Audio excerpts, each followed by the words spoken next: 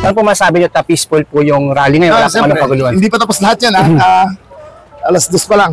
Hintayin natin yung hanggang maghihintay tayo hanggang alas 6 ng umaga dito. Hindi tayo titigil. So siya lang masabi sa mga kapulisan na talagang 24 oras na pero talagang sakripisyo yung ginagawa nila. Talagang buwis-buhay sila dito eh. Opo. Pero yan talagang trabaho namin lahat. Ayoko naman na sila lang nagsasakripisyo. Dapat kasama ako dito eh. Ano po masasabi nyo, peaceful po ito at wala pong anumang kaguluhan nangyari at walang tension nangyari sa pagitan ng pulis at ng mga nagkilos protest? Siyempre, masaya tayo kasi walang nangyaring hindi kanais-nais. And we are happy kasi naging successful yung security operation natin dito.